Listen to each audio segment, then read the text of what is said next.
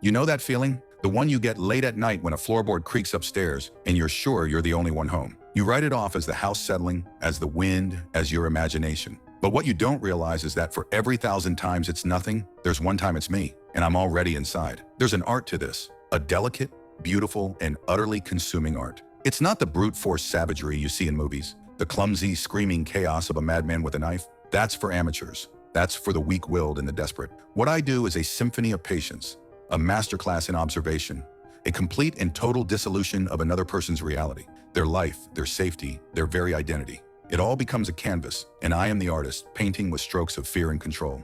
It starts with a feeling, a low hum in the back of my skull, a hunger that gnaws at the edges of my sanity. It's not constant. I can go months, sometimes close to a year, living what you would call a normal life. I have a job, a boring, soul-crushing IT support role where I reset passwords for people who can't be bothered to remember their own mother's maiden name. I have an apartment, clean and sparse. I pay my bills on time. I nod to my neighbors. I am a ghost in the machine of society, utterly forgettable. And that's the point.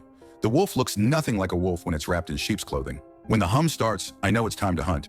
But I don't just pick someone. That's messy. That's random. Art requires a subject. It requires inspiration. So I watch. I go to cafes, parks, grocery stores. I sit on benches and melt into the background. A man on his phone, another corporate drone killing time. And I watch the herds of you, moving through your lives with a blissful, infuriating ignorance. You talk too loudly on your phones. You post pictures of your meals, your vacations, your front door keys lying on the counter next to your mail. You broadcast your entire existence to the world, assuming the only ones listening are the ones who love you. You are so wrong. I have rules. No one with kids. That's a complication I don't need. It's messy, unpredictable, and frankly, the art is about the individual, a singular focus. No one with a large dog, again, a variable that introduces unnecessary risk. No one who lives in a tightly packed apartment complex with thin walls and nosy neighbors. I need privacy. I need silence. The silence is part of the experience. I saw her on a Tuesday. Her name was Amelia. I didn't know it at the time, of course. To me, she was just the one. She was sitting in a coffee shop, sketching in a notebook. She had dark hair tied up in a messy bun, headphones on, completely lost in her own world. But it was the way she lived in that world that caught my attention. She was isolated but not lonely. She moved with a quiet confidence, a self-contained energy. She was a challenge, a beautiful, pristine canvas. The first stage is passive observation, learning the rhythm of her life. It took me a week to get her name, Amelia Vance, a graphic designer for a small marketing firm. I found her through the company's website, which led me to her professional portfolio, which led me to her personal social media. Her profiles were private. Good. She had a sense of caution. But caution is just a lock waiting for the right key. Her digital footprint was small, but it was there. She was tagged in photos by friends, a birthday party a few months back, a weekend trip to the coast. From the names of her friends, I built a web, a constellation of her life. I learned their names, saw their faces, understood their relationships. I knew who she'd call if she was scared. I knew who she'd text if she was happy. The next stage is physical. It's the most dangerous, the most exhilarating. I needed to know her routine, her real routine, the one she didn't post online.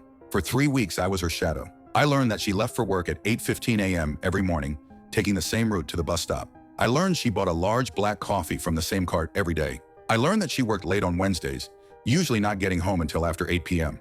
She went to a yoga class on Mondays and Thursdays. On Fridays, she usually met with friends, a small group of 3 other women. Saturdays were for errands, and Sundays were her quiet days.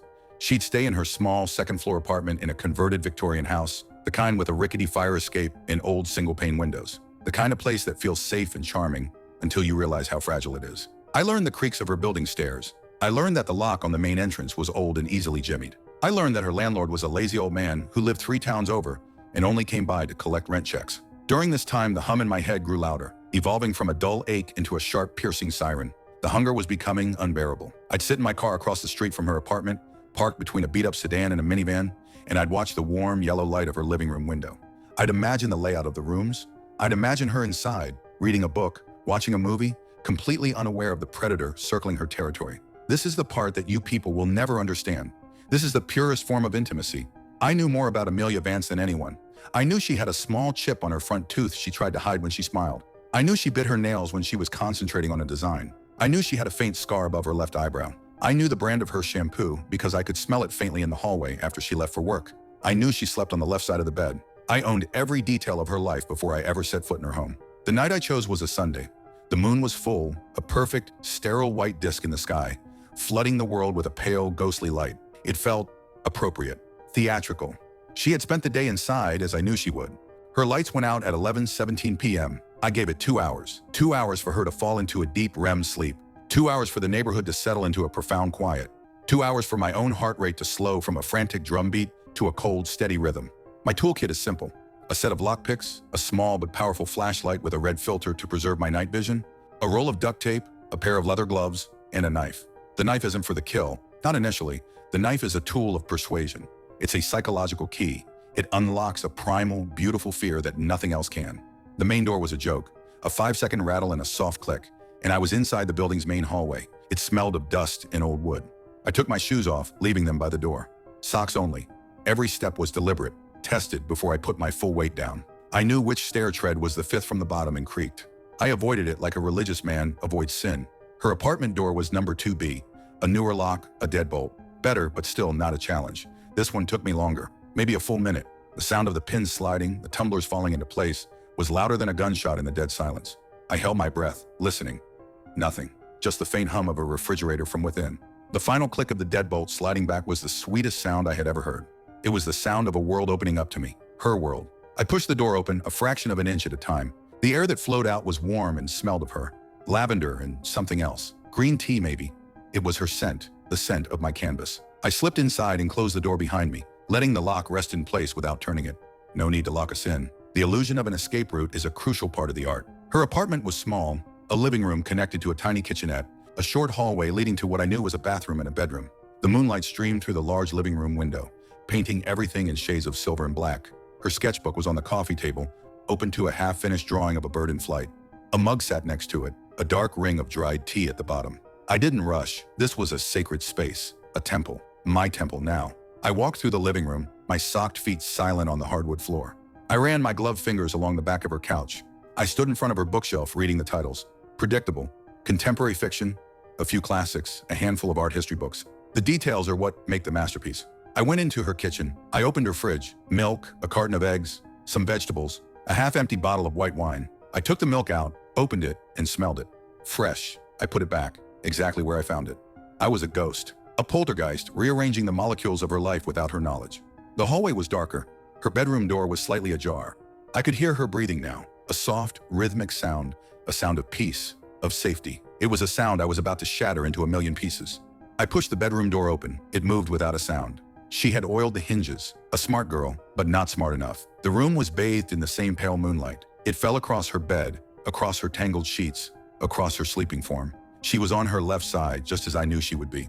Her dark hair was splayed across the pillow. Her face was relaxed, peaceful, innocence personified. It was almost a shame to ruin it. Almost. I stood at the foot of her bed for what felt like an eternity, just watching, just breathing her in. The hum in my head was a roar now, a triumphant, deafening crescendo. The artist before his masterpiece. This is the moment, the precipice, the point of no return.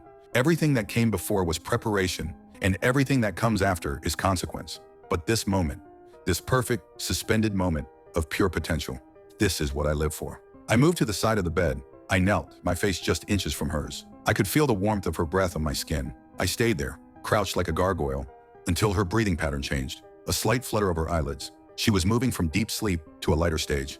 It was time. I didn't touch her. Not yet. I just whispered. A single word, soft as a spider's thread. Amelia. Her eyes shot open. You can't fake that moment. You can't replicate it in any film or book. The instant of pure, undiluted terror as the brain tries to process an impossible reality. Her eyes, wide and unfocused for a split second, trying to make sense of the dark shape looming over her in her own bedroom. Then they focused on my face, on the cold, emotionless mask I wore. Her mouth opened to scream, but no sound came out. That's when my hand moved, fast as a snake, clamping over her mouth. My other hand, holding the knife, came up, and I laid the flat of the cold steel against her cheek. Don't, I whispered. My voice was calm, almost soothing. Don't scream. Don't fight. Just listen. Her body was rigid, a statue carved from fear. Her eyes were locked on mine, wide and pleading. Tears were already starting to well up, tracing clean paths through the moonlight on her face. I could feel her heart hammering against my arm. A frantic, trapped bird. You're going to stay very, very still for me, Amelia, I murmured, moving the knife just enough so the sharp edge pressed a little harder against her skin. A tiny line of blood, black in the dim light, welled up. She flinched, a whimper escaping from behind my hand. You see, I'm in control here. Your voice, your movements, your life. It's all mine now. Do you understand? She gave a small, jerky nod. Her eyes were darting from my face to the knife and back again. She was searching for an escape, an explanation. But she was finding none. She was finding only me. Good, I said. Now, I'm going to tell you a little story. It's about a girl who thought she was safe. A girl who locked her doors and closed her curtains and lived her quiet little life, never knowing who was watching from the shadows. I took my time. I told her about her coffee order. I told her about the yoga class on Thursdays. I described the chip on her front tooth. With every detail I revealed, I felt a piece of her break. The horror was shifting from the immediate physical threat to a deeper, more profound violation. I wasn't just a man in her room. I was a monster who had been living in the margins of her life for weeks. I had peeled back every layer of her privacy until her soul was laid bare. Her tears were flowing freely now, silent streams of terror. The fight was draining out of her, replaced by a chilling, vacant resignation. This is the part of the art I cherish most, the breaking of the will, the moment the canvas accepts the artist's brush. I moved my hand from her mouth. She didn't scream. She just let out a choked, ragged sob. The sound was music. I used the duct tape not for her mouth, but for her wrists, binding them to the headboard. The illusion of escape had to end at some point. She begged, she pleaded, she tried to reason with me. She offered me money, her car, anything. Futile gestures, like trying to bribe a hurricane. I wasn't there for her possessions. I was there for her, for the experience, for the art. Stay wide awake, I'd tell her, whenever her eyes would start to glaze over with shock. I want you to be present for this. I want you to remember every second. And she did. My art has no room for clumsy, carnal rage. It is a work of patience. I took the knife, its edge gleaming in the moonlight. I started with her arm, drawing the tip across her skin with the gentle pressure of a painter's brush. A thin red line appeared. She gasped, a sharp, terrified sound. I made another line, perfectly parallel to the first, then a third. Her skin was my canvas, and the blade was my instrument. I worked slowly, methodically, creating a lattice of shallow cuts. The individual wounds were minor, insignificant on their own, but they began to weep, the trickles of blood merging into streams that stained the white sheets beneath her. Her struggles became weaker, her pleas dissolving into ragged whimpers as shock and blood loss took hold. I never delivered a single fatal blow. I simply continued my work, 100 tiny strokes of pain, until the cumulative effect was absolute. Her breathing grew shallow, her wide eyes lost their focus, and eventually, her body went still. The masterpiece wasn't a single brutal act, but the sum of all its delicate parts.